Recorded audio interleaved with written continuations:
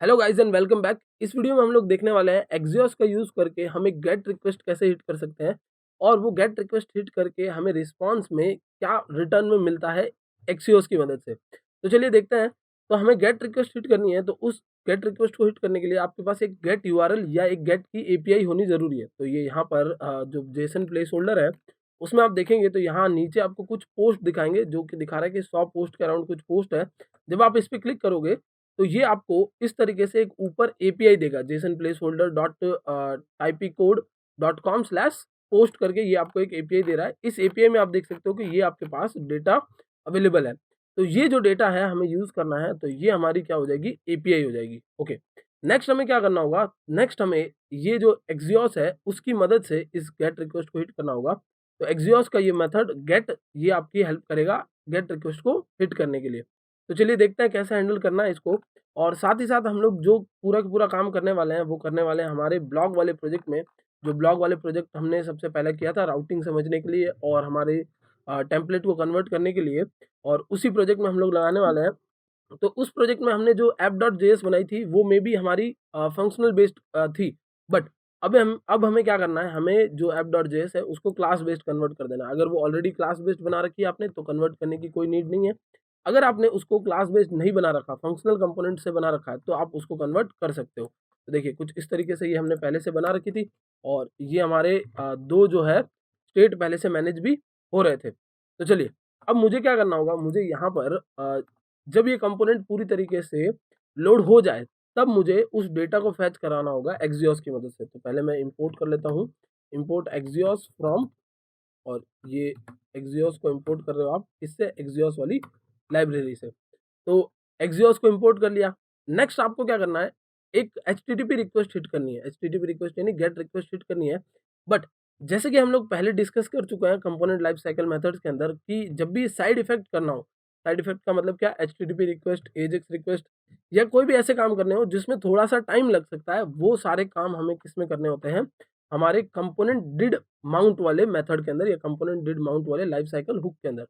उसका रीजन क्या है, उसका रीजन ये है कि जब आपका कंपोनेंट पूरी तरीके से माउंट हो जाएगा तब वो हुक चलेगा, और जब वो हुक चलेगा तब तक आपका कंपोनेंट वेट नहीं करेगा कि वो एक एजेक्स रिक्वेस्ट गई है या एचटीटीपी रिक्वेस्ट गई है, उसके बाद वो डिले नहीं करेगा और कंपोनेंट पहले लोड हो जाएगा। तो चलिए कैसे करना है हम लोगों को, तो यहाँ पर मैं लगा देता हूँ कंपोनेंट और डिड माउंट, और कंपोनेंट जैसे ही माउंट हो जाएगा हम क्या करेंगे, यहाँ पर एक रिक्वेस्ट हिट करेंगे। तो रिक्वेस्ट हिट करने के लिए आपने ये ऑब्जेक्ट बना लिया था एक्सियोस करके, तो इसका यूज करना है आपको एक्सियोस और डॉट गेट, और इसमें आपको वो यूआरएल पास करनी है जो आप हिट करना चाहते हो या जो आपकी एपीआई यूआरएल है। तो ये हमारी एपीआई यूआरएल है, इसको मैं ले जाता हूँ और यहाँ पेस्ट कर देता हूँ। पेस्ट करने के लिए आपको सिंगल या डबल कोट के अंदर पेस्ट करना होगा।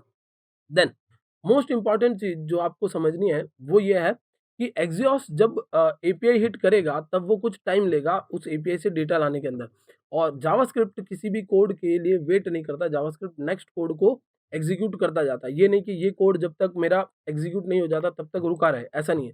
जावास्क्रिप्ट नेक्स्ट कोड पर चला जाएगा सीधा, और अगर इस केस में जावास्क्रिप्ट नेक्स्ट कोड पर चला जाता है तो इसका जो रिस्पॉन्स है वो हम लोग यूटिलाइज नहीं कर पाएंगे। इसका रिस्पॉन्स हमें पहले ही मिल जाएगा। इसका जो रिस्पांस आने वाला है वो पहले ही कोड एग्जीक्यूट हो जाएगा और इसका रिस्पांस हम लोग कैच नहीं कर पाएंगे। तो इस चीज को हैंडल करने के लिए एक्सियोस आपको एक प्रॉमिस प्रोवाइड करता है। तो ES6 मॉड्यूल के अंदर हमने जो प्रोमिसेस पढ़े थे उसमें ये जो प्रॉमिस प्रोवाइड करता है वो प्रॉमिस होता है देन। ये नहीं कि अगर ये जो रिक्वेस्ट आपने भेजी है वो सक्सेसफुली एग्जीक्यूट हो जाती है तो ये क्या करेगा, देन को हिट करेगा। ओके, यानी देन में जाएगा और वरना जाएगा कैच में। कैच किसको रिप्रेजेंट करता है, कैच करता है फेलियर को और देन करता है सक्सेस को, क्योंकि किसी भी प्रॉमिस के दो स्टेट हो सकते हैं, या तो फुलफिल्ड या फिर रिजेक्टेड।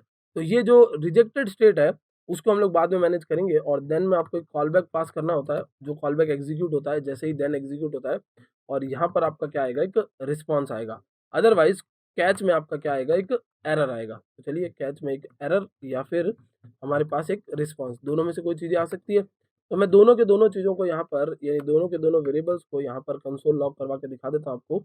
सबसे पहला हमारा रिस्पॉन्स हो गया, और देन एज इट इज़ हमारा कैच के अंदर क्या हो जाएगा, कंसोल लॉग में एरर हो जाएगा। तो कंसोल में डॉट लॉग कर देता हूँ, कंसोल डॉट लॉग एरर, और अगर कोई एरर आती है तो मुझे कंसोल में दिखाएगी।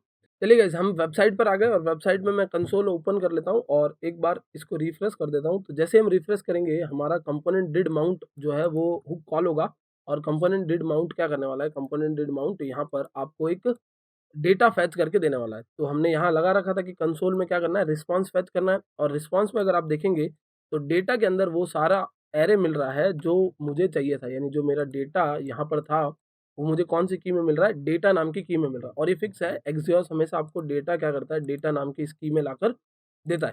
साथ ही साथ में कुछ आपको और चीज़ें भी प्रोवाइड की गई है, जैसे कि यूआरएल कौन सा था, मेथड कौन सा था, हेडर में क्या-क्या भेजा गया था और यहाँ पर देखिए और स्टेटस में 200 दिखा रहा है, यानी जो रिक्वेस्ट है वो फुलफिल हो चुकी है, सक्सेस हो चुकी है।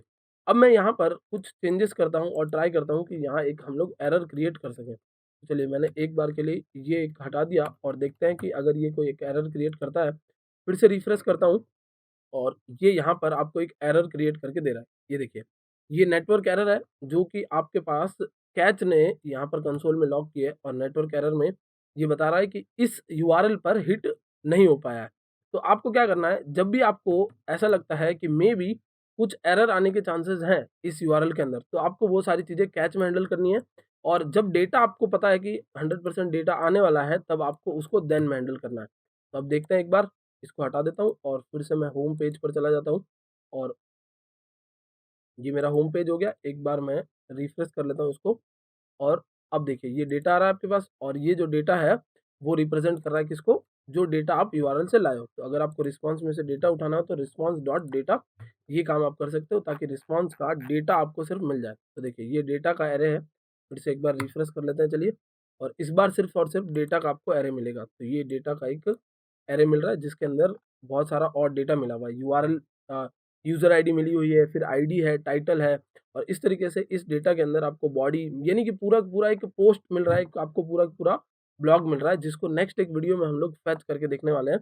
तो हम लोग नेक्स्ट वीडियो के अंदर यहाँ पर ये जो हमारा होम पेज है, उसमें यहाँ पर फेच करके देखने वाले हैं कि ये डेटा किस तरह आप डेटाबेस से लाके या फिर किसी एपीआई से लाकर आपके पेज पर रिप्रेजेंट करोगे। तो आई होप गाइस आपको अच्छे से समझ में आ गया होगा कि हम लोग किस तरीके से एग्जॉस्ट की मदद से एक गेट रिक्वेस्ट को हिट कर सकते हैं और उसका डेटा हैंडल कर सकते हैं।